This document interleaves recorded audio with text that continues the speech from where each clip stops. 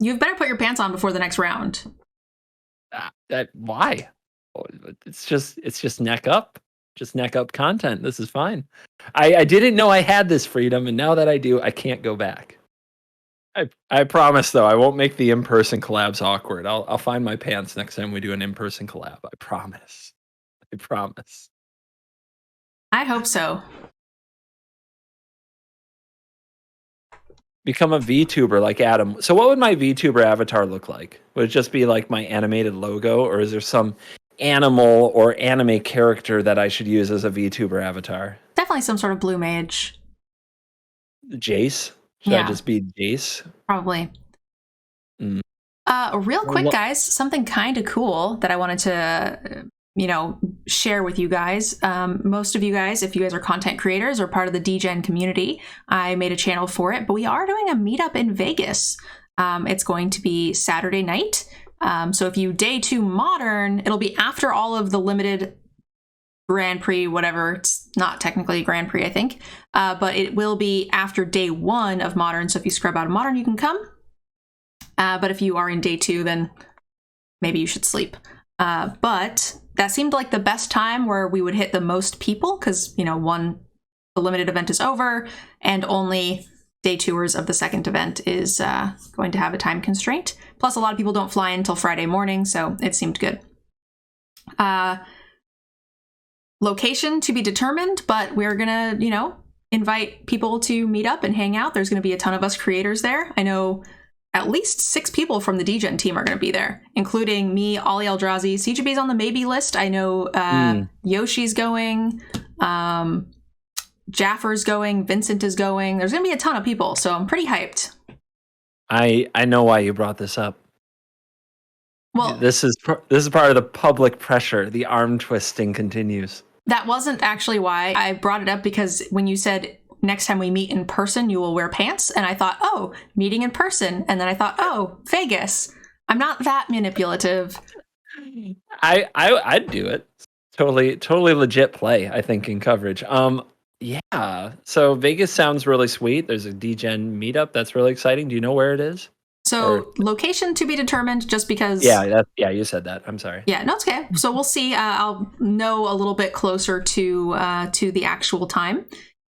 I'm guessing it's going to be at like one of the like bars, hotel bars or something. One of many bars in Vegas. Yeah, the options are. It feels unlimited on the Strip.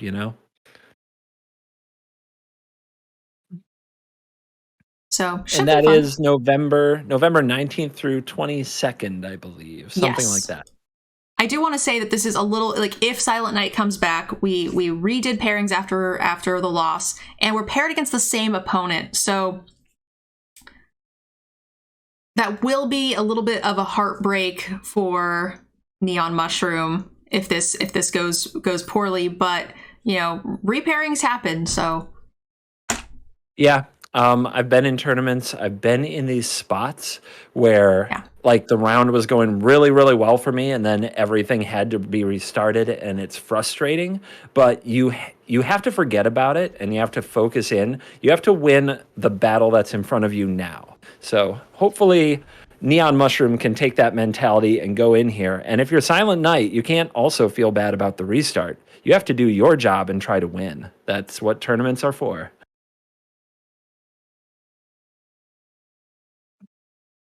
This hand looks really good. We have a Pyre of Heroes. We have a Cleric class. The Brutal Cathar isn't at its best in this matchup.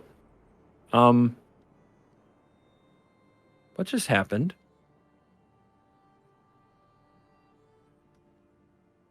With what? Was Neon Mushroom on the play? Okay. I thought Silent Night just passed the turn without playing a land or a spell. I thought Silent Night had the option to be on the play as well. Okay. All right. I'm not sure what just happened. Maybe it looks like we're playing on. Maybe that did happen? Silent Night did pass, do nothing. Oh no! We lost a turn here from Silent Night? No, but that's kind of what we were talking about, right? your mentality has to stay fresh when these situations happen. It's very easy to get distracted and make mistakes if your head is still in the match that, in theory, never happened.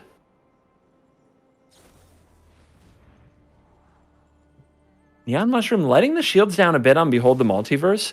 The Silent may not have played the Pirate of Heroes and played around a Jwari Disruption or a Negate, something like that, but kind of snapped off that Behold early in the turn.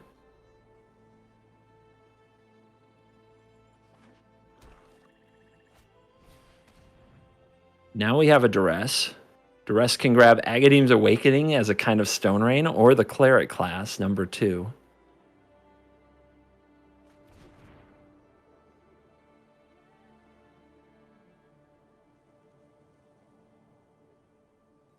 I love main deck Duress when you're playing Lear. I don't usually like it in a format very much. It's such a good sideboard card in the right matchup, and it can punish you in the main deck. But when you have Lear, Duress and Lear is almost like being able to still counter spells through it.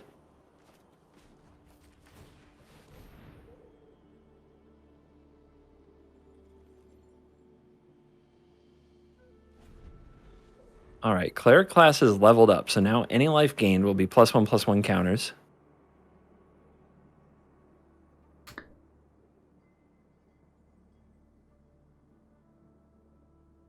Neon Mushroom has some non-creature permanents to try to figure out how to solve. Would be a good time for a Sedgemoor Witch if they have one. Yeah. Oh. Slams the Lear.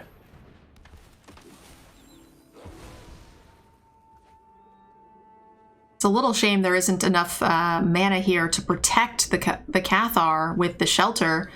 So I think we probably we can hold open here, hope that the Cathar survives a turn. Man, that feels so unlikely. Yeah. And, yep, Flunk gets the Lear back for just 2 mana. You can cast the Behold the Multiverse from the graveyard.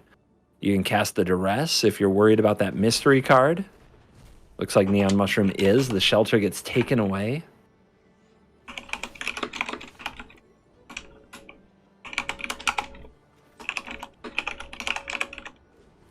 Doing an announcement really quick. It looks like some people haven't restarted their rounds. They don't know that the new round is active, so 2 Cleric classes in play, both powered up, so we can have some really good recursion here for our creatures, but still a tad bit slow. Well, it's potentially good because it can get back the Brutal Cathar to try to take the Lear. Flunk can still hit it in response, though.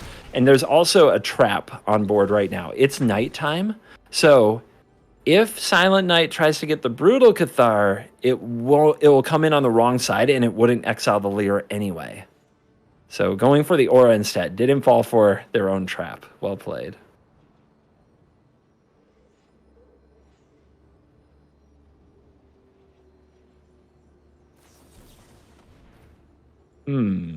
Interesting choice.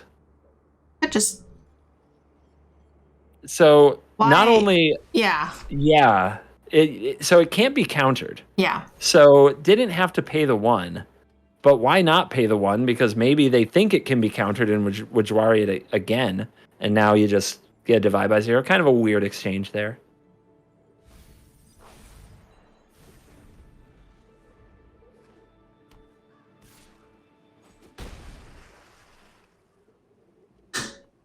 The downside for Silent Knight, this is those other 2 games didn't happen from a tournament standpoint, but from a mental standpoint, this is a 3rd game in a row of Lear just grinding you to dust. Oh, it's pretty painful.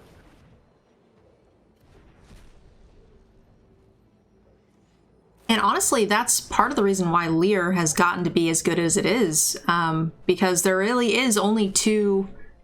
There's the aggro decks, and then there's the longer controlling Epiphany decks. And Lear is really good at grinding down the creature-based decks by allowing you to recast those bounce spells over and over again. That is technically card disadvantage, your draw spells, your removal spells. So you're getting so much more value at a really cheap cost without having to dump a ton of turns into drawing the cards like we typically see when you're spending a lot of time having to rebuild your hand. So, yeah, heck of a card, a heck of a spot in the meta when it comes to the aggro decks. And it's almost like they tried to create a card that blue players would want to play, but would keep them from playing counter spells. But no, we just find ways to do things like divide by 0. You know, we don't counter your spell. Haha, we just bounce it to your hand. And blue is just as frustrating as usual. Yeah, and you get to do that twice. So it basically counts as 2 counter spells, which is really interesting.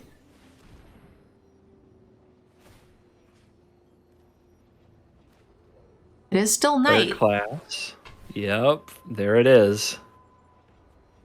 It's a 3/3 first strike ward. But you can just pay that life. You're at 20. Wow, can you believe it? Can you believe that the Dimir deck is still at 20 throughout the game? Never really threatened in this one.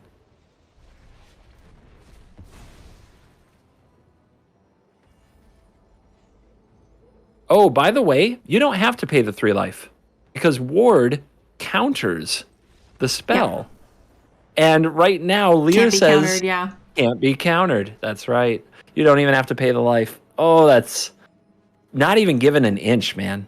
No quarter. I've had that happen with, what was it, Heated Debate or something like that? There was, is Heated Debate the one that can't be countered? Yeah, Heated Debate is it. You got it. That came up in Limited where there was like a 3/3 flying bird with ward 3 or whatever. And I definitely paid 3 once or twice before like really getting it stuck in my head that I didn't need to. Just because like the can't be countered thing is pretty irrelevant in Limited, so I usually just ignore that part. Yeah, it also came up in the World Championships with Fading Hope on a Hall of the Storm Giants that you don't have to pay the 3 to bounce it with Lear on the battlefield. So that like it's things like that I think I would miss all the time if I didn't have players smarter than me to show me that it worked that way.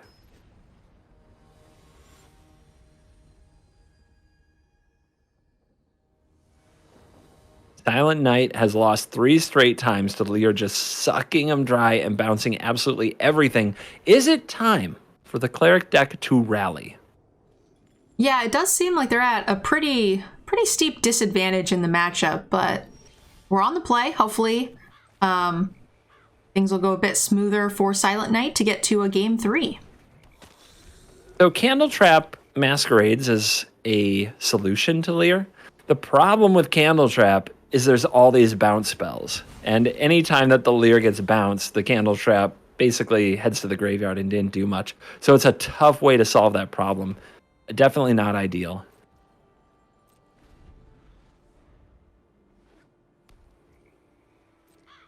Haya the Inexorable. This is a Planeswalker we haven't seen too much of in Standard, hanging out in the hand.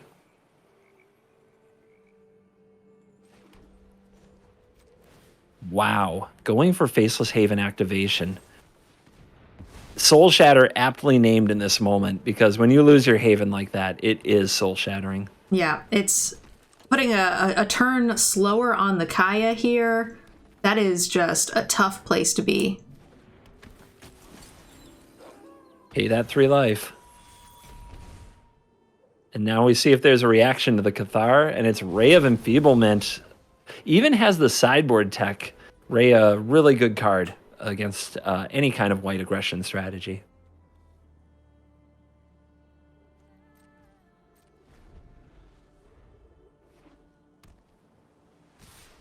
Silent holding the Candle Trap, maybe trying to solve the Sedgemoor Witch with the Kaya? Yeah, I mean, that seems to be one of the only options we have here, but with so much mana open, I can't imagine this isn't being divided by zeroed or something. Yep, there it is. Tough spot. And the teachings of the Archaics to keep the cards drawing, to keep the pests going. Ugh. Yeah, this matchup looks incredibly polarized, unfortunately, for our hero running the Clerics in a very hostile meta. So I will say this is cut to top 8. We have one more round. You know, this game is looking to be a bit of a shutout, but you know, if Silent Knight can win the next round, definitely really good chance that they make top 8. So we might be able to see some more from them coverage-wise. Yeah, tough spot. Yeah, and this will be a lethal swing because of the 3-life ward on the witch, and that's it. Yeah, I think the only thing we could have done is Valkyrie into Cleric, and you gain that double life, have 2 blockers. That maybe is a thing. Yeah. I Yeah, will could have stayed say, alive another turn, but it's tough. A little bit biased, but Cool Jets is streaming and is playing mono black and is going to game 2. okay, let's do Currently that. at 3-1, I believe. Well, Jets, that sounds like a perfect match to watch. What was the record? I believe 3-1 for these players. I didn't check on Astralis Flame, but I believe these are both in top 8 contention. All right, I'm going to drop this call you back, and start getting things set up again, okay? Let's do it. And it looks like you've got the gameplay on the screen. It kind of looks, it's funny because of where you put your head. Now it looks like Cool Jets in the Pikachu onesie has your head and his body. That's killing me. All right. Good move. Bravo. Maybe it's like, maybe instead of having us both on the same side, it's split is better. But for some reason, your camera's not loading. Yeah. Let me see. Maybe I still have to disconnect from that call somehow?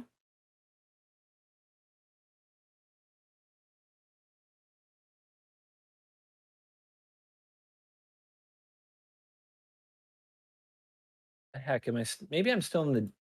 Maybe I'm still in the DGen stream. I don't think you should be. No, I'm not. Okay. I'm going to hang up and I'll try again.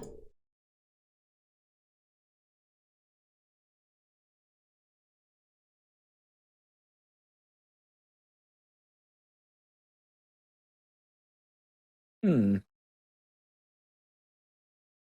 just going to close Discord and reopen. Okay. Hopefully that fixes it. All right, so let's take a look at the ratings here, guys, for these 2 players. See if we can find out what the records are. Oops.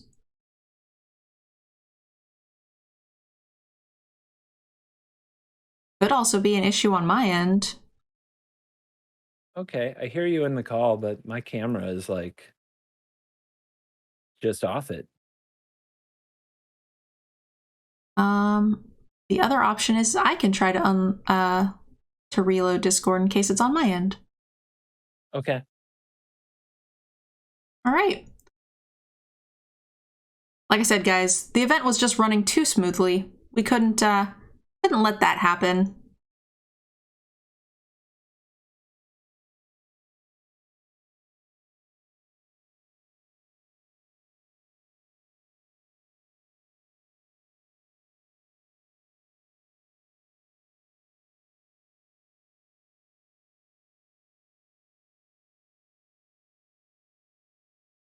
Can you still hear me?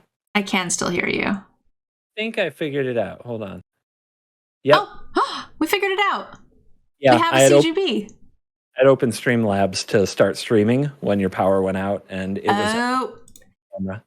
Yep, I couldn't think of a reason why you had a camera and another source, so I didn't recommend it. But yeah, we figured it out. All right. And I need the screen share from you so we can watch the game at the same time.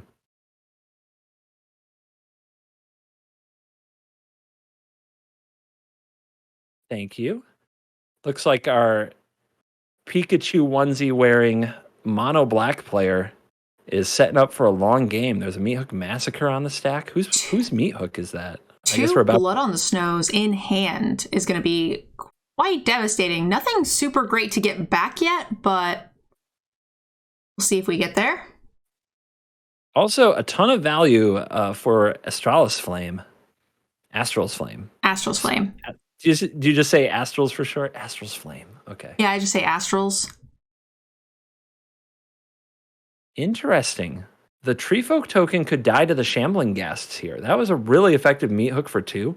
Also, are we really on turn 4? Look how much stuff was on the battlefield for Astrals. What a mana explosion. Yep. We've watched, I think, 2 games of coverage for Astrals previous. with the Jund Treasures, and we've really been able to see how much that deck has been able to ramp out. And it has all of the haymakers. If you guys are just coming in for the coverage portion, we saw it's got the Jasper Sentinels, right, which really helps to ramp out the Magdas, and then it tops the curve with Chariot, Goldspan Dragons, Dreckle Liches. So it's got some beefy stuff to ramp into. Immersturm Predator, Renin 7, all the stuff that's on the field right now. Keep in mind, Cool Jets just wiped the board on turn 4 with that Meat Hook Massacre double Shambling Ghast, and is now facing Goldspan Dragon, a Predator that's indestructible and survives Blood on the Snow, a Jasper Sentinel, and a Renin 7 that's about to make another Tree Folk, and there's a creature land, Lair of the Hydra. This is insane. It is a heck of a turn for Astrals to get to where he was on 4 and then to recover like this on 5. And look how many cards are still in his hand because of this Ren.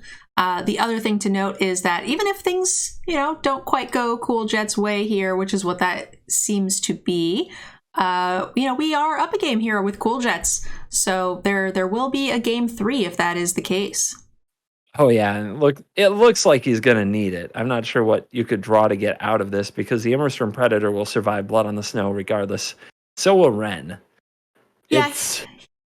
Oof. Over half of his cards are lands, so there's a small chance that maybe we Blood on the Snow, he makes it indestructible and we Blood on the Snow again. But there's always the offhand that Astrals plays around the second Blood by leaving open mana to activate the Lair of the Hydra for the second Blood to protect the Immersturm Predator, right? Yeah, that's one of the sneaky plays. You can power up Lair for just 1, so a total of 3 little manas, and pitch it to the Predator, and then it survives. Only 2 mana, actually, right? Because you can have the Lair be active tapped. It can pay for itself to activate. I was counting the Lair itself, but it can activate itself tapped. You're 100% right.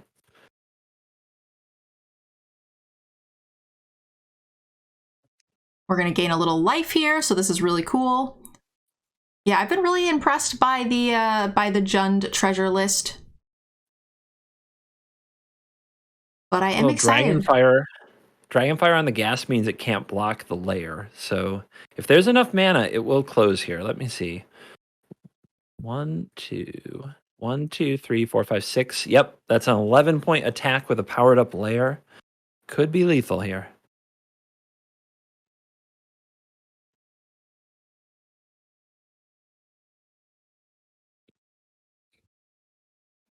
I don't know about you. When I'm playing Lair, I do the math like 12 times. I freak out on how it taps because it's one of the few lands that require, I don't know, for some reason Lair freaks me out a little bit more than any of the other ones. Especially if you have a treasure. Oh my gosh. It sometimes it taps itself without sacrificing the treasure. Yeah, definitely. Oh, it's so bad. Yeah. Oh, I like the deck name, Witches and Twitches. Oh, love because it. Because of iTwitch. Yeah. iTwitch, I think, will get a little bit of a boost here in the next set with the new mechanic, right? The sacrifice mechanic that's coming out in Crimson Vow. So I'm excited to see what iTwitch... Yeah, exploit. Thank you. Yeah. You're so much better at coming up with all the things I can't think of. Good team. Yeah, good teamwork. Good teamwork. I force myself to say card names all day, every day when I'm not streaming. just sitting there in the corner looking up card names. I always remember what cards do based on their art, and I never read the name most of the time. This hand is a land away from amazing. This would be the gutsiest keep I've seen today if he does. On the play, too? There's no way. Yeah. Too bad. Oh, rewarded, though. This hand is just as good, but with 2 lands. You really love a turn 1 creature, turn 2 Deadly Dispute. It's so good. Now, you don't always have to cast Deadly Dispute on 2, like we might see on the play, especially. Cool Jets play the Shade. I like the Shade play. Deadly Dispute is so good. All right, well, Sentinel kind of puts a little damper on our party, but, not by a ton. Huge choice, though. There's an Infernal Grasp. If you wanted to set back the Sentinel, you could. there's just going to be so many targets for it. Yeah, I agree. I don't think I grasp the Sentinel here. There are some major reasons why we would, like the Magda, right, which is a pretty big play here. Okay, we're going to ramp out with the Innkeeper instead. That's a lot of mana for the next turn. That's a Chariot mana, Immersturm Predator mana, Goldspan Dragon mana. We did miss a land drop, which is a little rough here for yeah, Cool Jet's in a tighter spot for sure. Like, I think you're probably just passing to see if a dragon comes down that you need to grasp. There's also this. So, Cool Jet's saying, go ahead, use your reach blocker, Jasper Sentinel, to block the eye twitch. I can go get potentially a land with the environmental sciences, or there's this play, which is I'm going to try to draw that land off the top with 2 fresh cards from Deadly Dispute. Rewarded. It also, one of the things that Astrals could have decided not to do here is not block with the Jasper Sentinel because of a 1 mana Meat Hook Massacre. If Astrals were to make that block there, it would clear the board, which might be in Mono Black's favor to just get rid of all these pesky little creatures that are ramping and doing stuff, especially because the Jasper Sentinel makes the red mana that we don't have for the dragon. I like that Cool Jets is casting the sciences there instead of holding up Infernal Grasp, because there's so many plays that Astrals can make that are blank the grasp, right? You can play Predator, Cat Car. The only good thing would be if they play Goldspan Dragon. I agree. I like holding this open. Interesting turn here. I don't think that Eaten Alive has a compelling target, but you definitely want to get a Witch down. Agreed. I also want to quickly remind people to follow our streamers here, Astrals and Cool Jets. Little bias for my buddy Cool Jets, who's streaming, somebody I've known since I was a kid playing Magic. We played a lot of Magic together, traveled to some things together. But he busted out the onesie, guys. It's true. Like, drop a follow. Come on. I do love this. Is our second creator that's dressed up, so I appreciate it. We had Airball as well, right? Is the only other one so far? Yep, a couple Halloween costumes in the house.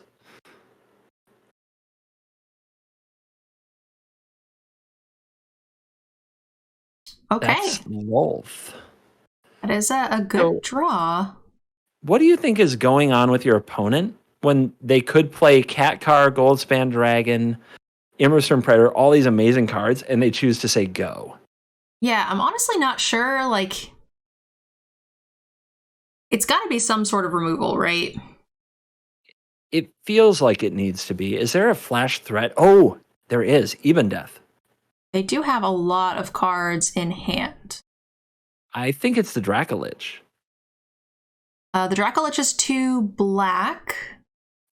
Can't tell what that temple is right now. It might be black, but there's a treasure as well. Interesting. Cool Jets is bringing back the Skyclave Shade, not going for Lolth, not going for Witch, and there's no play from Astrals. I'm really confused now. That is very interesting.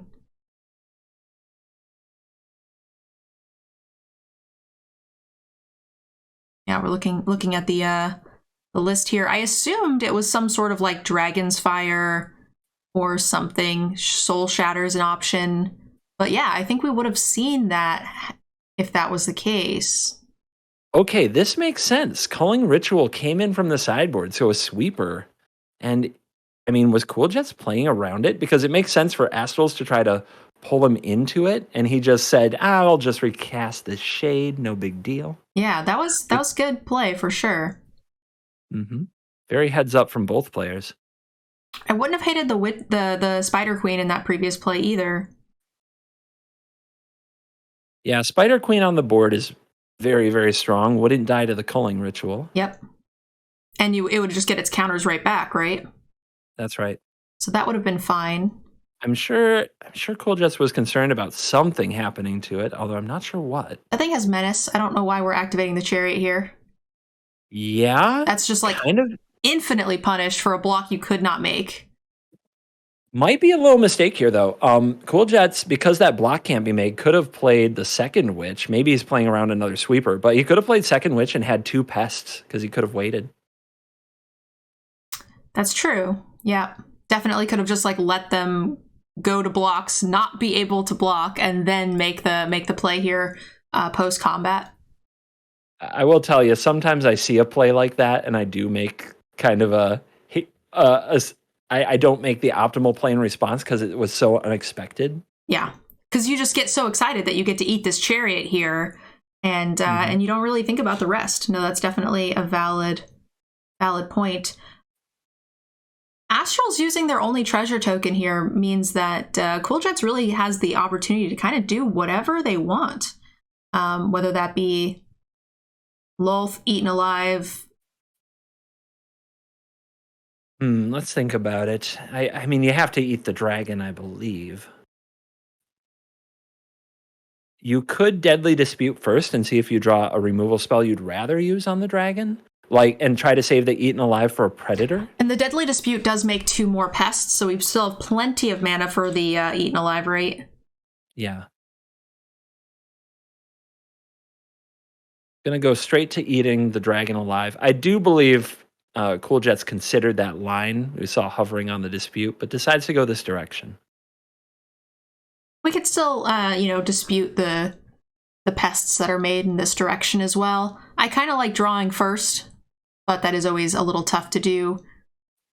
It looks like it's gonna pay off. So, maybe Cool Jets had this all scouted, was waiting for the Dragonfire.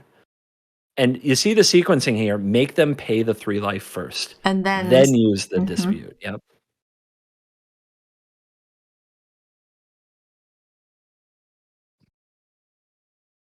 I'd expect nothing less of a representative of Northern Michigan Magic. And a We DGen don't. community creator. That's true as well.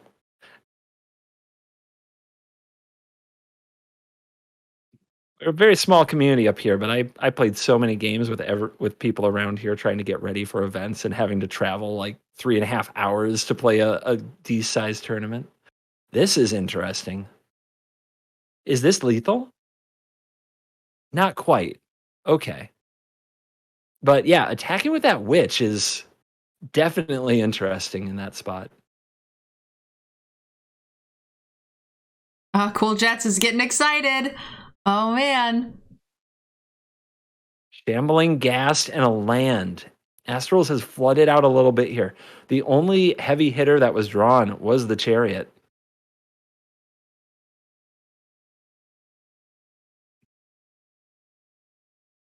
Cool Jets isn't afraid of an Immersturm Predator right now. Still has a Meat Hook Massacre in the bag.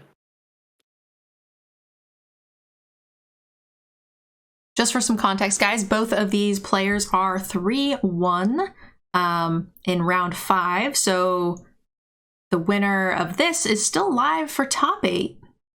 They're in a great position because they'll have good tiebreakers. It looks like, I believe, at least a 4-2 or 2 are going to get in on tiebreakers.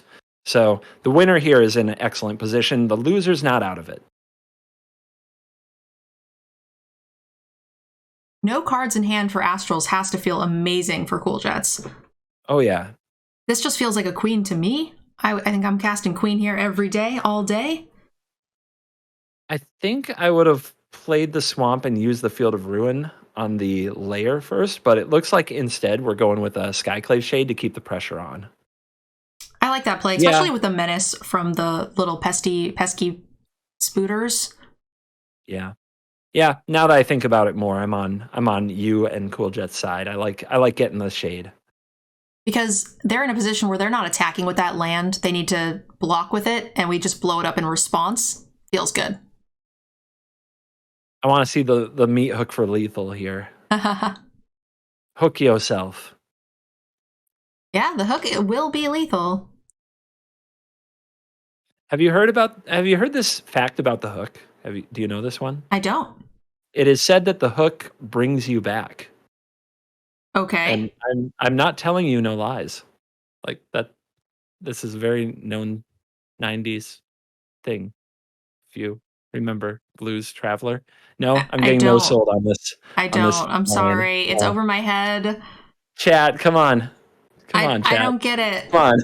Come on, chat. Help me. Help me, chat. Everybody's He's laughing, so drowning me. it He's sounds like drowning me. I didn't mean to. It's an accident. I don't get the You know the reference. you know the song if you heard it. There it is. The hook brings you back. Still don't get it. I I'm like back the little again. well played, cool Jets, locking up the 4-1. And good luck to Astrals, who can close it out on breakers, we think, to make it into top 8. Awesome, guys. So thank you all for sticking around. Like I said, we have one more round until our cut to top 8. So we should have 4 more rounds left total, if I'm not mistaken. Sounds exciting. It looks like we've got the top 8 is kind of starting to take shape. We can see a little bit who's making the push. Let's go ahead and check that. Let's see. I'm going to check on Melee really quick if I can still find it. I had it open. There we go. You got this. Orzhov Clerics was the only deck going in undefeated. Interesting. That's okay. Weird. It shows. So you're looking at the This is archetype list. Yeah. Sorry. Yeah. I think if you go up on standings. So there was also the Dimir Control was the undefeated. So Dimir Control that we saw, was that the same pairings? Yeah, they got paired against themselves twice. Okay. So the final result did stand. Adrian Hunter won the match 4-0 in game. Which also means Adrian Hunter is going to be locked up for top 8, right? Yeah. Only an internet outage can stop them. Even then, like they are undefeated, right? So X1 should still top 8, so that's pretty nice. Silent Knight going to 4-1, taking first loss this late is great for tiebreakers. Yep. So definitely a win in this round for Orzhov Clerics. A loss is potentially still top 8able. Like looking really good from that seat. Astral's going 3-1, so it's going to depend on breakers. Andrew Morrison is still in game 3. We'll pop over to that in just a second. Boros Burn also 3-1, which we couldn't see because they were not streaming. And the Mono Green is also not streaming. Yoshi, one of our DGen creators, I don't believe that we've checked her out in a little while. We watched one of her early games, still 3-1 and in contention. Quite a few 3-1s. So this last game is really kind of anyone's game. The only person who's locked it up is Adrian Hunter. Yeah, this round is going to have a lot of people battling to get in. Yeah, Yoshi is probably a win from being in. Airball and Turtle Box. The winner there is definitely in a great position. Veggie Wagon is hanging in there. It looks like Veggie Wagon is still in contention from what I'm seeing here. Let's go ahead and pull up the Airball Turtle Box game. It looks like we're about to finish up here. Turtle Box being on top deck mode here against a 6/6 Mind Flayer is pretty rough, but we found Carmen Sandiego switching to standing mode desk, giving it a little pace here for the big timing. Okay. Redane was a really good draw here. That's lethal, right? Oh my goodness. No. Oh no. My, no. That's lethal. Yeah, the Adeline making a token, creating the extra attacker, giving the bonus from the Paladin class trigger that goes on the Faceless Haven, the double strike. That's game. My gosh. Was that at 1 life too? I think so. Wow. How does the Paladin class work? Do you have to have 2 attackers to get the double strike? You get the double strike either way, but you get a +1/+1 for each other attacker. Okay, so yeah, it ends up being an additional +1. So an additional 2 damage from that, plus the additional 2 damage from the token is 4 damage, and he went to -3. So, and that was on top deck mode. Yeah, Holy it was smokes. calculated, right? Airball was going to 1. That was the plan, to go to 1, because the Haven without another attacker would have left him on 1, and then the counterattack would have been lethal. Oh my goodness. Yeah, that happened so fast. I didn't see what was in Airball's hand other than that. Like, could we have had any other options there? I think it was just land and a Celestis. I think he was on empty. Celestis would have seen one more card, one more life. Oh my gosh. Yeah. That's a heartbreaker. You could feel it in his reaction too. Yeah. Guys, sympathy. Go follow Airball streaming right now. Airball P, all one word. And also drop some follows for Turtlebox. The mono white has been bringing the heat in today's tournament. Yeah, that's 2 mono white lists doing very well right now, right? Yep. Yoshi looks like picked up I don't know the result this round, but definitely won the round before. So Yoshi won this round. Okay, so 2 mono white decks are definitely in range of making top 8. They might have to go up against each other. Yoshi beat the Boros Burn list, which was one of our 3-0s as well that we weren't able to get a good look at. So that puts the Boros Burn, one of our outlier decks in the X2 bracket. So that's going to come down to breakers, I'm sure. Very, very bizarre Angel Fire Ignition list that also happens to run Smoldering Egg. So I would love to watch it play before things are done. But obviously, you gotta stream. If you stream, we can watch you. We can't watch you if you don't stream. Hi there. My name's Cooljets, but you can call me CJ. I've been playing Magic for over 27 years, and these days I can be found streaming Arena or other games under that name on Twitch. You can also follow me on Twitter with my real name at Josiah Scalro.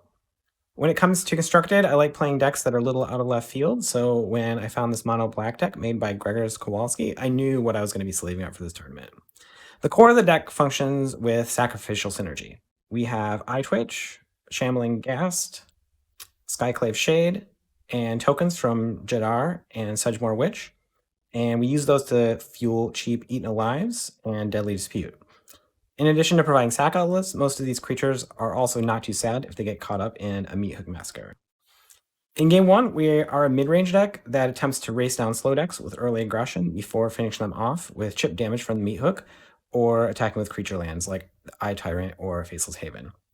Against aggro decks, we attempt to trade creatures, use removal, and Meat Hook Massacre to clear the board before finishing them off with Wall Spiders or a recurred Skyclave Shade. The real beauty of the deck, however, is the sideboard, where we transform into even more of the type of deck our opponent has trouble with. Against slow decks, we board in 4 Go Blank and 2 Duress in order to tear apart their hand and keep them from casting cards of their graveyard. Against fast decks, we board into the 2 Blood in the Snow and the full Meat Hook Massacre package, along with Flunk, in order to keep the board clear. With this deck, you can expect to lose a fair amount of game ones before winning both sideboarded games once you've transformed into exactly what our opponent's deck has trouble with. This has been just a quick rundown of the deck, but if you want a more detailed breakdown, including all possible synergies, interactions, and a detailed sideboard guide, I suggest checking out Kowalski's Patreon. He goes into more details there. Thanks for watching, and I hope to see you online. Awesome. So one thing I want to say, just from a content creator perspective, hi there. Huge shout out for plugging where you got the deck, guys, and also like the creator's information of the deck. So that's really awesome. And as a content creator, I do appreciate that a ton. Oh yeah, Cooljets, really good guy. Not surprised. See him given like the proper credit where he's due. He's just he's always on the up and up.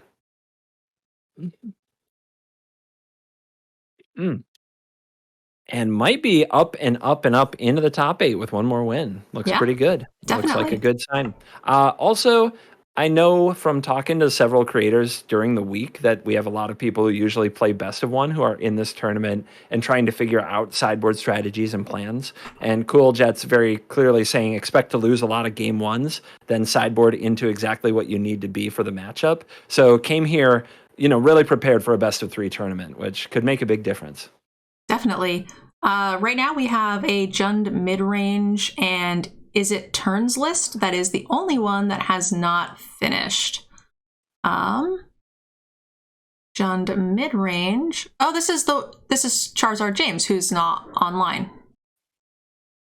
Huh.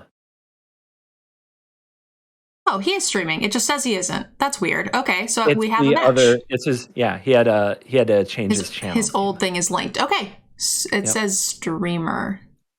This should still be it. Game 3. This is our last match, guys, of round 5. Wait, is Mets gamer tag really streamer? I don't. Okay. I don't know. It does. Oh, it looks, barring something ridiculous, though, that Charizard is about to. That James, sorry, is about to close on this one. That's a second nighttime Reckless Stormseeker, a Duress to clear the way, and a Seeka's Chariot. It's a lot of damage. That certainly is. Both eggs are on 6, though, which is kind of a lot. If Mets has a card that somehow draws like a spell into a spell to flip the eggs and then also get the triggers from the eggs, that's what it needs to be, I think.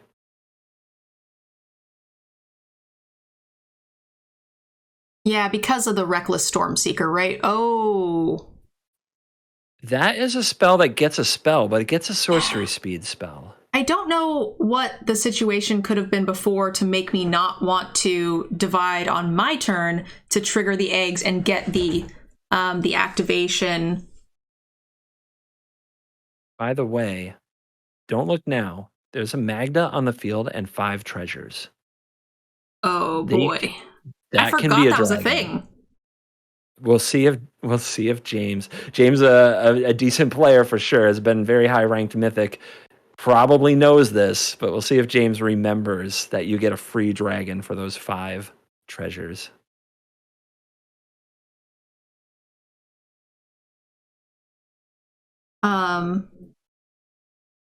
Yeah, fetching a dragon here is just lethal because isn't it just lethal anyway with the 2 Stormseekers? You just play them with the treasures and get them in. That is also lethal if the Stormseekers target themselves. And you remember that it's nighttime, but should be pretty easy. All right, no dragon, fine. Everybody likes dragons, but just don't do it. The Chariot doesn't have summoning sick. Yep. Got to target the right thing. Okay. Yeah, what was the only thing we could have done here? We could have, like, unsummoned in combat, so that way one of these storm slashers wasn't on the field. Unfortunately, that option was taken away by the Duress. And that was a top deck. Duress was on the stack. Yep, you're right. Yeah, James top decked the Duress, too, right when we joined. Wow, yeah, so back-to-back games that are determined by a literal top deck. Pretty nuts. Exciting, and exactly what you're looking for in tournament coverage and Magic in down the stretch battles to join the top 8 and try to win some prizes. So definitely, yeah, pretty sweet. Christmas rating us, welcome, one of our competitors today. Thank you guys so much for the raid. All right, guys, so that's the last round. They're going to be reporting. We're going to be doing some pairings. So really quick before we get moving on to the next round, while we're waiting for those pairings, I do want to just thank Cool Stuff once again for sponsoring our tournament. They, put all the prize money on the line, are doing some special giveaways and things over the next few weeks. So big shout out to them. And also, guys, we have a DGen code if you guys need any cards or board games, dice, any nerd swag. You guys can get 5% off using the DGen code. Yeah, some cool stuff. One other small thing that I want to point out for some of these tournaments, this one was open to all creators and team patrons, and all of the Patreon money goes towards tournaments and things like this. So if you would like to support what we are doing here at DGen Gaming, then you guys could check out the Patreon, which is a link right there. And like I said, it doesn't go to anybody's pockets. It just kind of goes to help the team and do tournaments and things, possibly a website. I don't know. We're working on some stuff. Jerseys with epic new photo shoots. Jerseys would be sweet. I looked briefly into it. We were talking about it a bit before, and we found some pretty decent ones that Jaffer recommended. They're like $35-ish a piece, so we'll do something like that in the future, I think. Looking forward to it for sure. Yeah, the next tournament, I'm hoping, now that we kind of have, worked out the bugs a little bit, the overlays and things, I'll talk to Jaffer about it, but we're hoping to do a full-blown open where you guys, the viewers, can actually come in and battle all of us. I think that'll be really fun. I'll be doing coverage again, and you guys will have a chance to get your matches shown. And to slay streamers in magical terms, which apparently people really like doing. Yeah, I actually kind of thought about, so we do a similar setup to this, where we, invite creators to join, but then there's also bounties on creators. I would love to do something like that that's a little bit more fun, where, if you defeat a streamer, you get like a little bit of a bonus, like a Cool Stuff gift card or something. I think there's some really cool things to explore there. Yeah, well, if I end up getting a bounty on my head, expect ruthless defense of said bounty. Heck no, I don't want people feeling happiness and getting prizes. No happiness on CGB's watch. None. Control mage, I will smash everything. It feels even better when you take the bounty. Heartless. Yeah, just heartless. All right, it looks like pairings are up. Here we go. The big round. We're going to determine our top 8 right here. Yeah, this is actually the biggest round, right? Pretty important for all of our 3 1s and our 3 2s. A couple might sneak in on breakers. We'll have to see. Current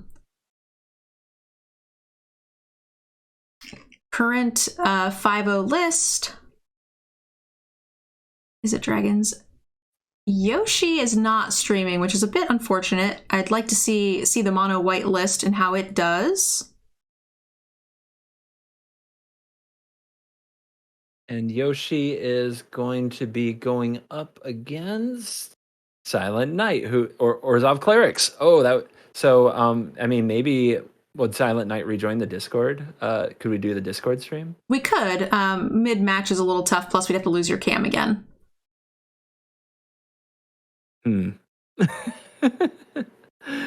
I'd say ask chat, but I don't trust them anymore. You don't trust chat? Oh my They goodness. seem to think losing my camera would be an improvement to the stream. Hurt my feelings. We didn't see too much of it, but it looks like the one James is 4-1, and I think battling...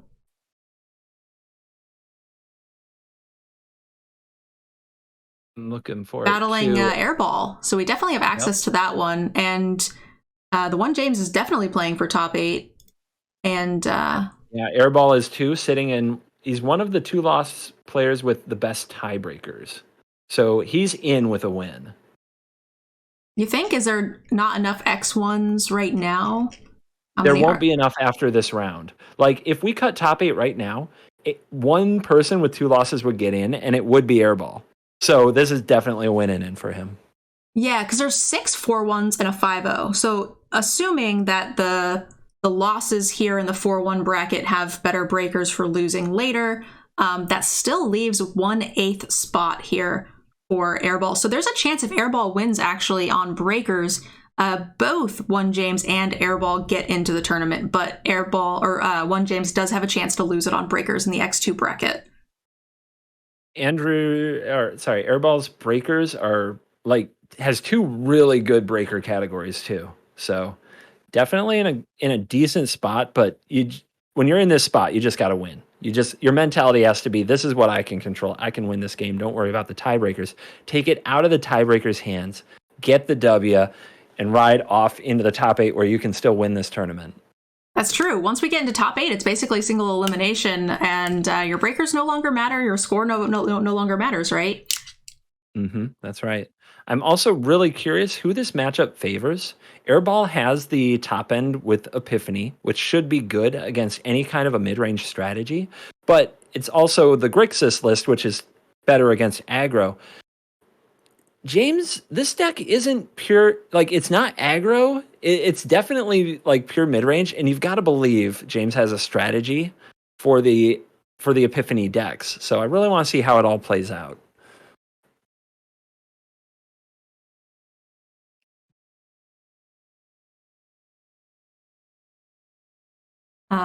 James here deciding not to use the treasure for the regent. Instead, I'm assuming save it for the gold span dragon. Yep. And at pretty much any turn where it's reasonable, you try to play around Jwari Disruption.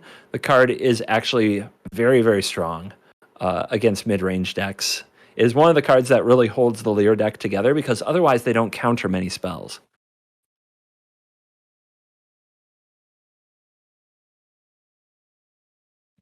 We might even see Moonveil Regent next turn if Airball still has 2 mana available. This Graveyard Trespasser is super annoying. It exiles spells from the graveyard that Lear might want to recast, but to get rid of it, you have to discard cards, which also, again, another Trespasser can exile from the graveyard later. And the bounce spells really aren't good against it. No, certainly not. Having to discard the spell, and they just recast it, and then it comes down and eats the thing anyway for the Lear, is a really tough spot, to be sure. I'm trying to figure out Airball choosing to make that play. Is that a sign of strength or weakness? Because I don't know. And discarding the Jwari that was played around as well. Yeah, I feel like discarding the Jwari is probably a good play, only because we know he's playing around it, right? Yep. Yep. And he might continue to, even with the mana up. But if Airball is sure that the Celestis next turn is the play, I'm surprised Goldspan Dragon isn't coming. Yeah, I'm a little surprised we're not gold spanning here as well. Yeah, but James is trying to make sure that a Lear is really ineffective. I think like that. I think that's got to be what prioritizing the Trespasser is about.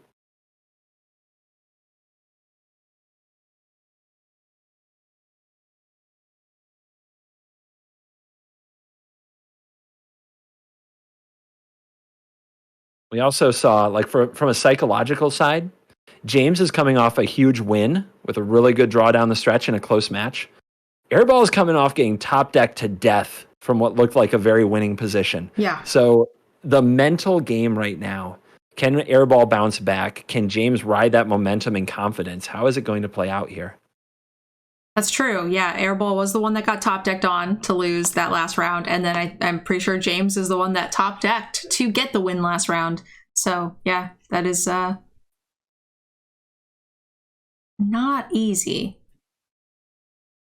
So regardless of what we decide to play here, Regent or Goldspan Dragon, I'm guessing the best card is just Divide by Zero is really what we're hoping to have here, but I'm not sure what Airball is going to do against this Graveyard Trespasser.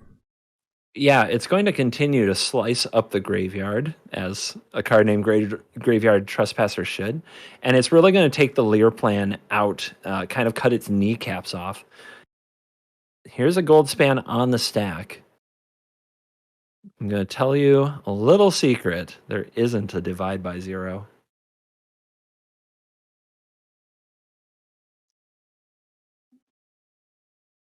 I'm actually going to check it and see, because the deck from Worlds did not run any Divide by Zeros, actually.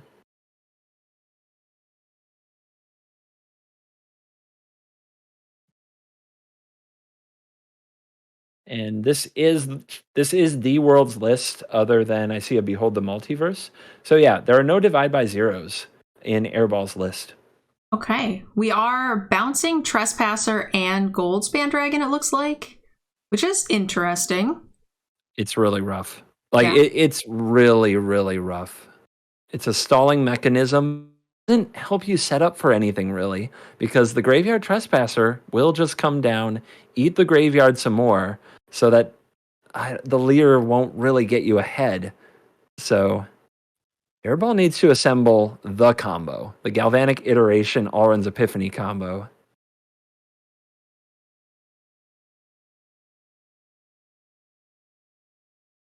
Here is the Disciple of the Drowned. This is there a bit is rough. A Fading Hope. We know that the Infernal Grasp here is... Ooh. Yeah, the Infernal, it's interesting. We're going to see James play the Graveyard Trespasser, try to get the Fading Hope, and force Airball to make a decision of what to bounce. Because if the Fading Hope gets exiled or gets cast on the Leer in response, the Infernal Grasp then can kill the Leer for good. That's why the Trespasser is so good here. It forces the action. Airball can't be responsive. He has to take an action here, and it's going to result in the Leer dying.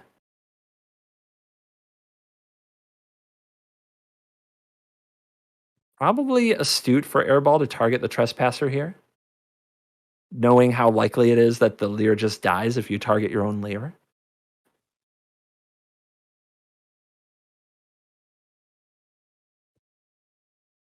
This is going to eat one of the treasures because we just did not have enough black sources. So, I mean, that's not a lot, but something.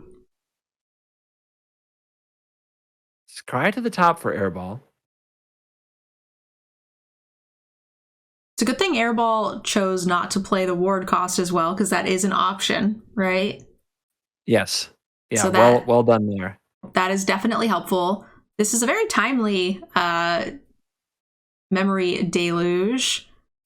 And, you know, we see all this power in James's hand, but it is important to note that Airball is running the Epiphany deck. So with a little bit of a dig, we could still get out of this. It's so painful because you're not going to find counterspells because it's a Leer deck. It doesn't run a bunch of counterspells. And the Trespasser is going to re-eat the Deluge, so you don't get the double shot off of it. You need this one to be good. Yeah, certainly. But if we hit like an Epiphany, right, and we can foretell that. Yep. It needs to be like Epiphany land, so we could Galvanic iteration. It'd still be a little off, I think. Yeah, 3. It needs 9 mana, or you need the iteration and the Epiphany together in hand. Yeah. Plus, the iteration is also in danger of getting hit by the Trespasser. Yeah, we're not hitting both, though. So if they hit the iteration, then we still have the Deluge for a turn. Certainly not great, but... One thing that's interesting is you do hit both if it's nighttime. It's not nighttime now, but with a Celestis on the field and Airball playing a control deck, it feels like at some point that it will be nighttime, and then the Trespasser goes into overdrive.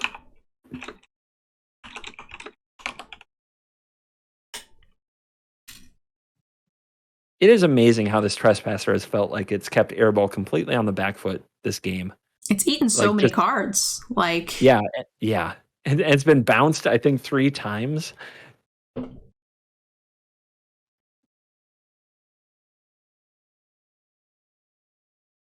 That's a dragon. Anything going to happen to the dragon?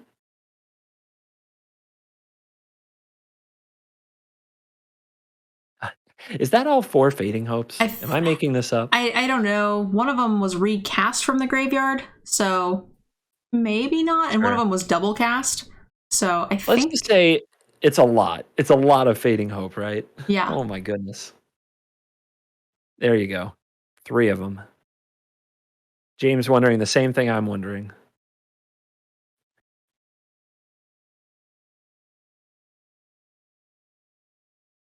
That is actually pretty tragic that that land is not untapped to allow Airball to flash back the Deluge and try to get the card velocity needed to be in this game. Certainly.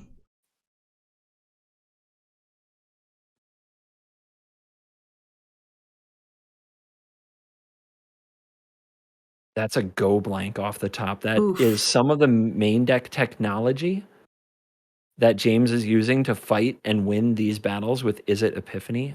There's 2 in the main deck, and it's the perfect draw in this moment. Absolutely perfect.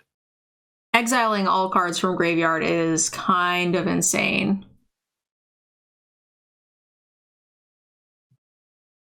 So that's going to hit everything. It's so good in this matchup. Holy smokes. Yeah, it's unfortunately a complete wipeout. And You're going to get it revealed in a second here. Airball had, if James had gone for the dragon again, Airball had the Soul Shatter in hand to stop the dragon. A great answer to that card, but blown up by the top deck here. Also a good answer to the Trespasser, but now it doesn't matter. But now we've got no cards in hand.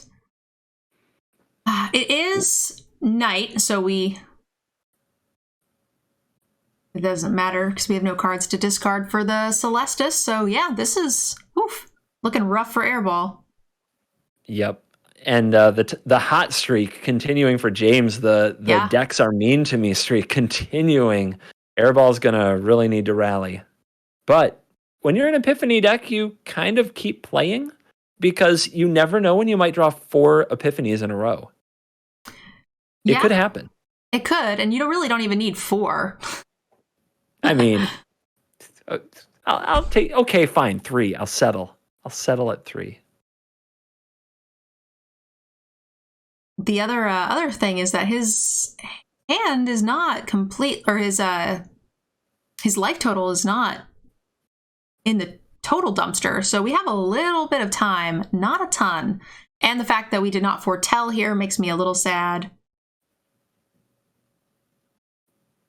Another really good tech, one of the reasons why you might want to play this black sort of version is this Hive Mind Eye of the Tyrant, or whatever it's called.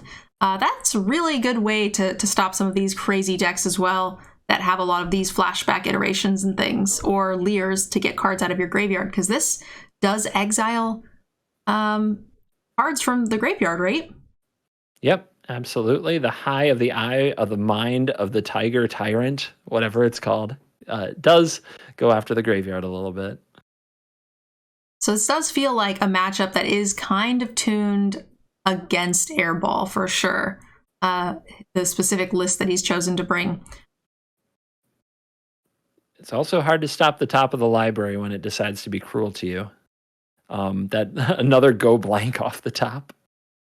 It's not that relevant, but it seems like extra considering that there were only 2 of them in the main deck and they were both like in position for the perfect time.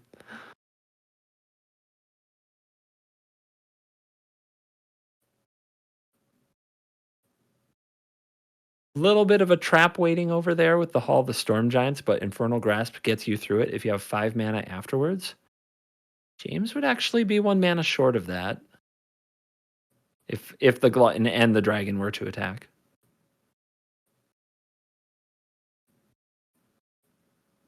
So instead, we might just see only the Dragon going in.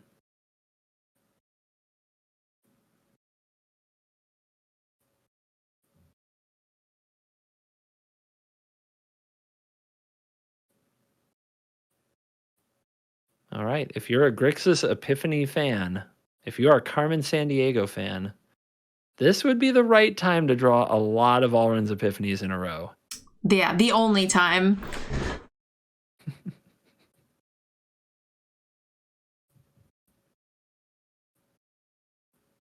James can play the Moonveil Regent here. Completely let the shields down. Yeah, do we have any board clears in Airball's deck that would make it so we wouldn't want to be doing that? We have... There is a Devil's Play, I believe. 1 copy. Or Devil's Play. What is it? Burn Down the House. Is that in the main? Let me check. Yes, it is. One Burn Down the House in the main to make it so we are not super interested in casting the Moonveil Regent. I mean, when things are going against you, you want to get all your bad luck out in one game. Well, Airball just drew a land into another land. Okay, well, that'll do. Looks like we're going to go to spicy game 2. Oh, yeah. And oh my gosh, another dragon. James is on fire at the moment, I think, is a good way to phrase it. The right cards at the right time again and again. Sometimes you have it. Sometimes you do. And that's that's an important part. You have to have a little bit of that going to get to the top 8. Some games are going to be tough. Some are going to be easy mode. But Airball is going to try to come back here. I'm really curious to see. Like, this is the kind of thing that a sideboard guide doesn't prepare you for, are these mid-range kind of off-meta decks. And I'm watching Airball's sideboarding. I'm trying to see if he keeps the combo or if he takes it out. Because against aggro, you take out the combo. Against control, you definitely leave it in. What do you do against a go blank deck in the middle? Yeah, go blank is definitely an interesting one and we brought in 4 copies now. So yeah. We're not casting things from our graveyard at any point. Makes you wonder what the strategy will be. It seems like Airball's going to have a really hard time because, like we said, these aren't counterspell decks. They're Grixis, but they don't counter spells reliably because they're Leer decks. Mm-hmm. So, man, 4 go blanks. There isn't much of a long game strategy that you can play to. There really isn't. I feel like just living long enough to get the iteration epiphany is the only option, and you can't use the iteration first because it gets eaten by the trespasser and the go blanks, so you can't even use it for things like bounce or removal to stabilize to get you to that end game for your epiphanies. You just kind of have to have everything, and it all just kind of has to come together, and your opponent has to be kind of slow. Sideboard report, though, Airball has kept the combo. So, like you were speculating on, just trying to go to the top rope, pull off Epiphany iteration, and go from there. It's a good amount of treasure here for James. Will ramp up pretty effectively. Those Infernal Grasps might not have much to do for a while, though. It's true. Grasp against Airball's deck is not amazing, but definitely, oh my goodness. There's the go blank. Early is not when it's very scary. You can select the cards that are, the most meaningless to your strategy at the moment. Yes, but that does mean that they have it. Yep, that's right. So that's why I'm kind of curious to see if and when James lines that go blank up, because I think that a typical ladder player just fires that off as soon as they can. It's the best card in the matchup. Why wouldn't you? But I have a feeling this go blank is going to get surgical, get timed for the right moment.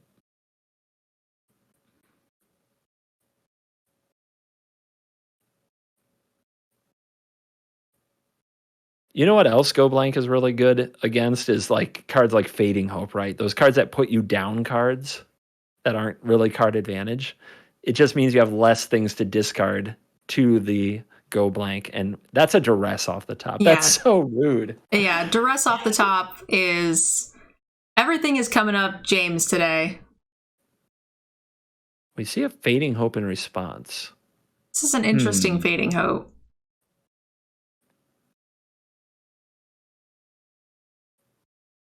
I'm assuming it's just because they think it's going to be gone, but I don't think that's the target. Yeah, I think I would rather they just took it rather than one of the other cards anyway. Yeah, this duress is going to get on top of either the Memory Deluge or the Galvanic iteration, because once they're in the graveyard, you get to exile them for good. Yeah. Yeah, and I like taking the Deluge, just saying it's all about cards. This is 100% about cards. Someone in chat is suggesting that they decided a scry was super important to their current strategy, and that could be the case where they just wanted to make sure that they got the scry off. Oh, this is so painful. Wow, thinking about the go blank now. Yeah, I mean, knowing what Airball has in his hand, it's going to be very crippling. Because then they can't really discard the iteration, right, without it being exiled. So they're going to have to discard a land, crippling themselves, and or the removal and the Leer, which, again, is just kind of heartbreaking. Yeah. I think that if you're in Airball's seat, Your hope right now is that you draw a bunch of the other iteration, expressive iteration. That is a card that gets you up cards at a very low cost and gets you selection and can put you back in the game.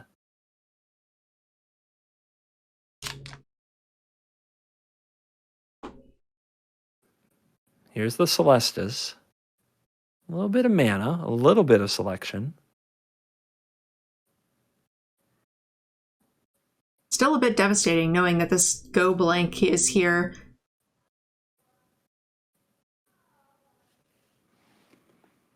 Yeah, it's just going down more cards, right? You're ramping up with going down more cards. I think the world you have to play for, though, is that you're going to be really low resource and you have to top deck like card advantage cards after things like go blank hit. There's also not an easy answer to Goldspan Dragon, which can also come down this turn. And James has full information to work with. Yeah.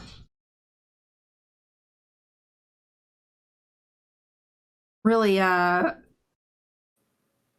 really great use of, tuning your deck against these Epiphany decks and everything just coming together sort of like you planned. Yeah. Definitely helps.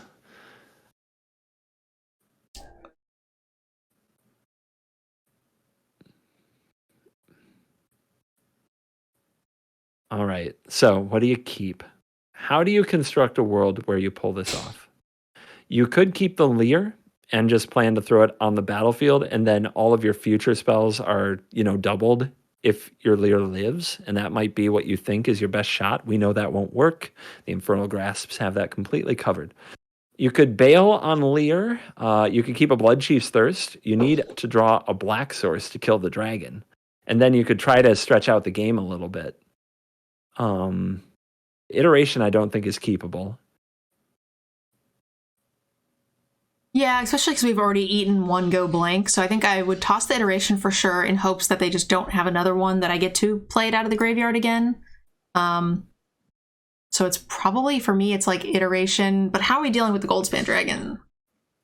Yeah, the dragon is the clock. It is a mid-range deck. There might not be a ton of good clocks available. So it looks like the keep is the Blood Chief's Thirst. Now remember, black mana is needed to cast it. Right now, there's only one black mana, and the kicker requires another black mana to hit the dragon. Yeah. It's about to get interesting. A little bit of a spoiler, but the top deck for Airball, I can see on his stream, is Expressive Iteration. Probably the best card he could draw.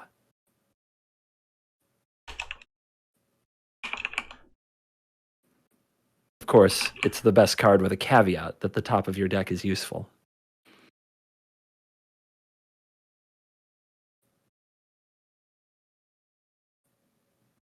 And here we go.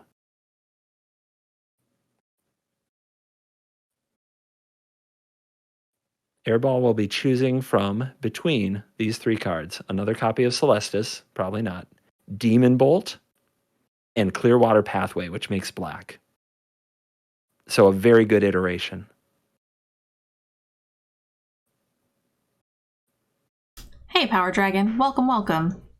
It was open to all creators. So it's a creator open. So all you had to do was jump into our Discord and share like your YouTube channel or Twitch channel, and then also to the DGen patrons. Yeah, I hope Power Dragon's in the next one. I hope so too. I asked, but unfortunately had a party to go to today. Power Dragon doesn't love us enough. I mean, it must have been a heck of a party. All right, the dragon has died. The follow-up is a Magda. Airball don't look now, guys. Don't call it a comeback. He might have been here the whole time. Airball just drew probably the best card he could off the top. It's Memory Deluge. So 2 straight, very good draws. Yeah, that's a good start. We do have 2 Infernal Grasps in Charizard's hand, so, Leers aren't going to be super great, but, I hear some Epiphanies are pretty good. Epiphanies can be very good. Also, really important that this memory deluge gets flashed back before the next go blank shows up. Yes. Or the graveyard trespasser. Most definitely.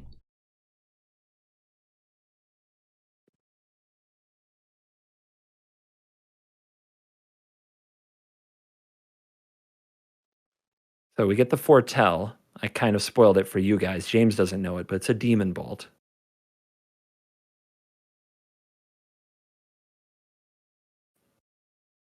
Okay.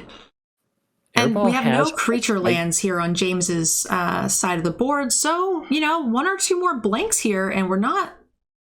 Oh my gosh. You called it. That's a blank.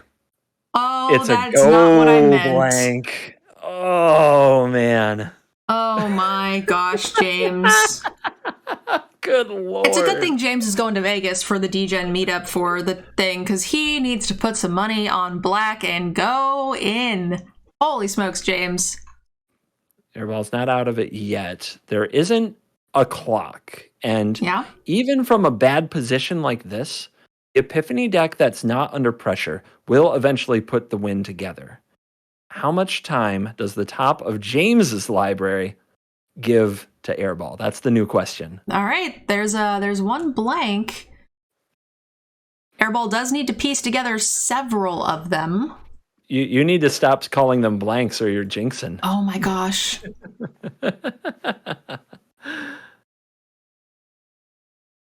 The Celestis is also going to help dig out of this mess, right? Well, it turns all the bad draws into other draws. So, yeah, it does help get you somewhere. And I think a really interesting thing we just saw, Celestis discarding Flunk and playing the land. Airball, I think, knows where he needs this game to go. He needs to draw into the combo. So he is trying to set up the lands in that way. That foretold Demon Bolt also is going to stress James out because he thinks it's an Epiphany. Yep. Also, you can see James counting the lands and really not being sure what to do about them. Those Infernal Grasps are looking pretty boring. Looking pretty boring here. That is a card that hits pretty hard. That's what James needs. He needs to draw threats. Airball also just discarded the big removal spell, which is kind of interesting. But knowing that you have the bolt, so that's kind of interesting. Yeah, Airball kept, again, probably the card that gets him out of this the best, Expressive Iteration. So he's going to get to look at a bunch more cards next turn and try to piece this together. It's currently night, so if Airball can also get two spells here, we get to keep the Celestis going. Yep. There was a top-decked land here, so you would get to keep that land, play this tapped creature land, and get to redraw. But it looks like that's not what Airball wants to do. He does not want to redraw. I guess he could force it with the mana. You could just pay the cost later, hold open your mana. Yeah, you get kind of a free Celestis if you activate it on a turn where you don't cast a spell on your turn, and the iteration was already cast. So, but we chose to go to our turn and not activate. It can only be done as sorcery. There has been a lot of turns with no pressure. Yeah. The thing that can happen with mid-range decks, sometimes you don't have your threats. Airball has drawn enough removal to keep the threats that did show up from doing the damage. We've seen like it was like land, dragon, land here from Charizard. So he's shaking his head, but it's been a combination of top decks and bricks. We'll call them bricks now. Airball's scrying 2 more lands to the bottom to get a draw 2 here. Another good one. Airball definitely needs to fade like another go blank or something too devastating. Go blank would be extremely devastating. Well, this Leer is basically just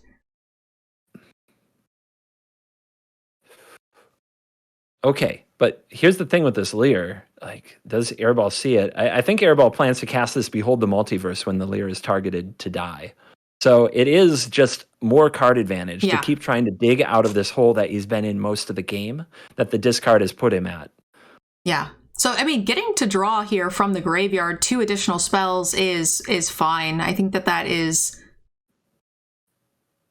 possibly the start of a turning the tide for Airball. Like, it's definitely been slow going, but it wasn't until this turn did I really feel like we've got something going as far as having enough cards and card draw in hand to make something happen.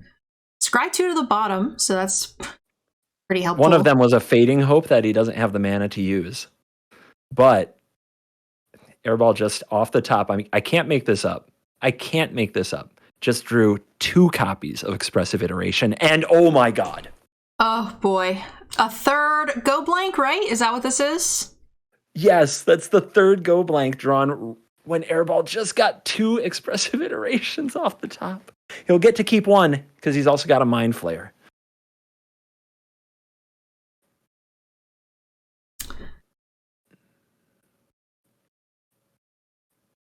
So the that free draw 2 spell off of the Lear is really gonna help out here. Mm-hmm. He'll get to keep 1 thing, and it looks like it's the supposed Mind to be a Flayer. surprise. Yeah, the Mind Flayer is the keep. That's a very aggressive selection. But if, gosh, I'm wondering if the Mind Flayer is the keep because the Celestis can dig and redraw. I would have thought that one of the Mind Flayers would have taken a beating here. all powers up. Yeah. That's an Infernal Grasp. James going straight for it. Doesn't believe in another Lear. He's got to be afraid, though. He saw 2 Expressive Iterations, which are amazing in this spot, go to the graveyard. We've also had this Foretold card for a while. So, I mean, James has to know that that's going to come eventually. Yeah. Duress off the top. Airball, if this Duress looks like a genius for keeping Mind Flayer right now. Well, he would have used the iteration, I assume. But yeah. That does it does make that the first top deck that James makes as far as threats goes is bricked. So here it goes. Airball's making a move. He says James knows about the Mind Flayer. He's not going to walk into it anymore. He's going to set up around it. So here we go. I'm going to grab this Prosperous Innkeeper. I'm going to gain some life. I'm going to cast this Epiphany. I'm going to make some birds. And on an empty-handed opponent, I'm going to try to beat them down. He's going fast, too. And you get to redraw with the Celestis a lot. And oh my gosh, off the top, immediately punished.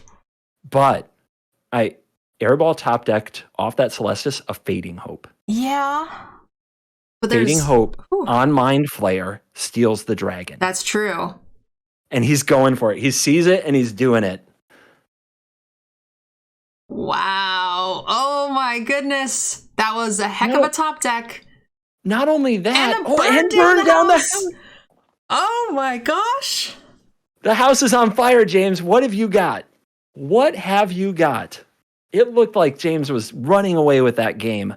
That's when you draw the hand. Sad Duress. Holy smokes. What a comeback. I am stoked to get to see a game 3 here. Absolutely. I think many people would have called that game. I was ready to write that game off. Yeah, once we went Go Blake into the top deck Duress, I was like, GG. How are we coming back from this? The resilience. And we talked about, Airball got top decked brutally last round, got absolutely, punished in game 1. He hung in there, He showed the heart of a champion. He took his lumps and he battled through it. Very impressive. Now James has finally had this momentum train ever since we've been watching him since last round. The momentum train just hit the brakes a little. Let's see what he does. How does he bounce back? This is fun. Coverage is more fun than playing, I think. Oh, that's why I love it. Yeah, it certainly is. So Coverage is a ton of fun. The challenge of coverage is it's such a marathon because you're basically on for the whole event. But Coffee number aside 2. from that, it's awesome.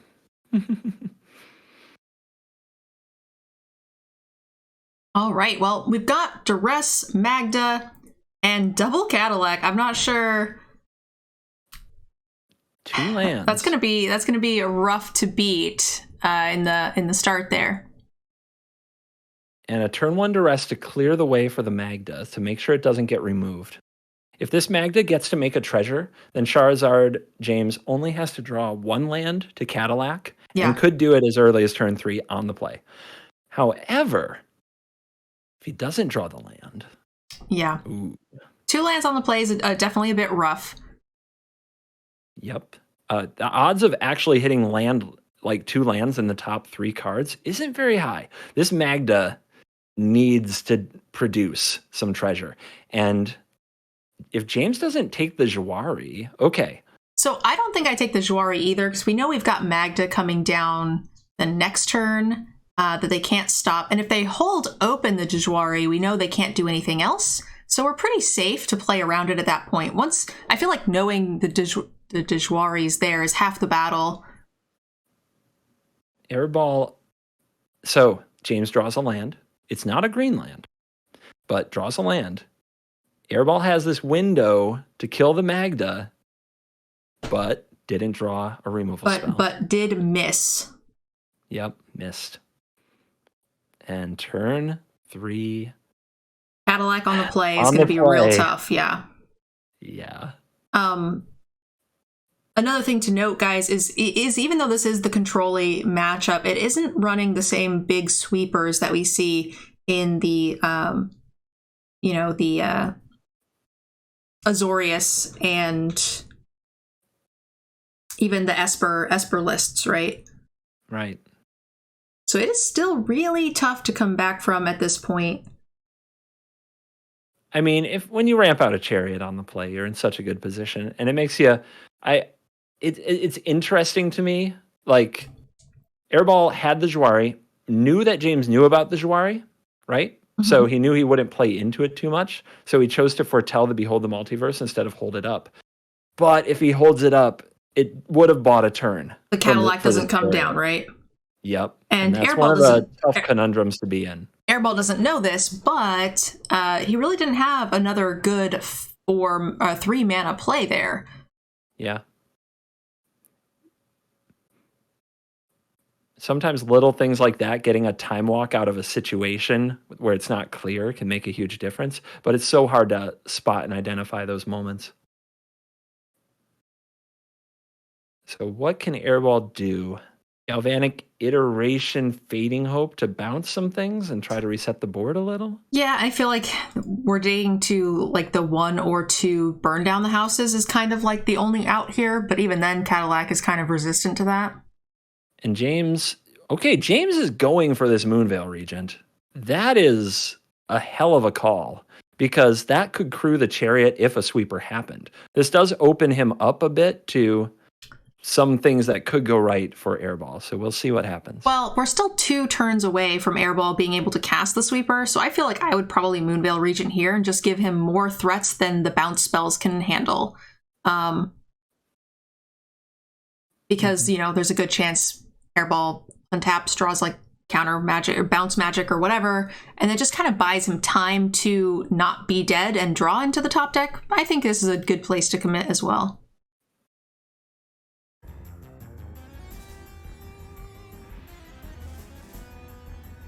Where do I throw my money to make more of these events? There's a link there in the exclamation DGen to the team Patreon.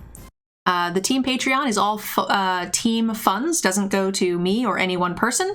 It goes to prize pools and things like team jerseys and the website and stuff for us, graphic designers, editors, things like that for the team to move forward with cool events.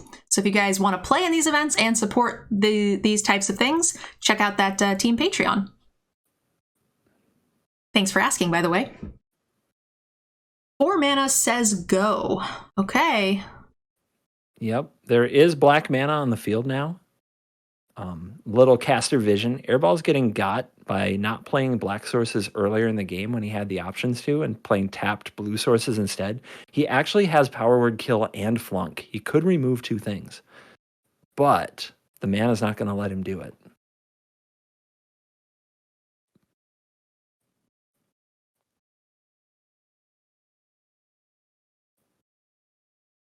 Pretty tough call. I would probably fall for that as well because you always want to get that tapped land onto the battlefield.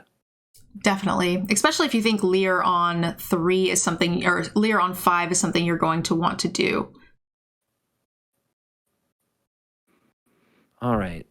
If James goes for the Cadillac, it legend rules itself, but he powers it up and he attacks and he puts lethal damage kind of on the stack, so to speak. He doesn't have a second green to use layer to do this, but he can make it with Magda. And that's what he's doing here. He's crewing with Magda. It makes a treasure, so he can use that, and we'll see if he goes for it, to activate the layer of the Hydra and attack with that as well and put basically lethal damage in the combat zone. I mean, wouldn't casting the other chariot, putting the 2 cats on the field, keeping the non-summoning stick chariot also be lethal? I think I would have done that. Yes, that would put up a kind of lethal threat as well, but putting something on the stack and using your mana that way does expose you to other things. So I think it's just playing around something. We'll see if he actually goes for this layer or not, because now it's not lethal. Yeah. And he can replay this Cadillac. The thing is, he's out of ways to create something to crew it, potentially, if all the creatures were to die.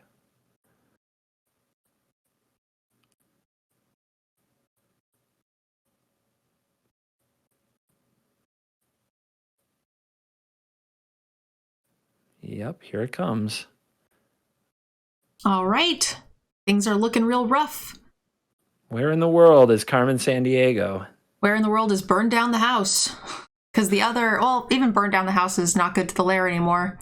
That's, I think that's going to be all she wrote here. I can't think of any way that we're getting out of it. The hand right now does have Flunk. It does have Fading Hope. It also has Expressive Iteration. Those are the cards you can't see.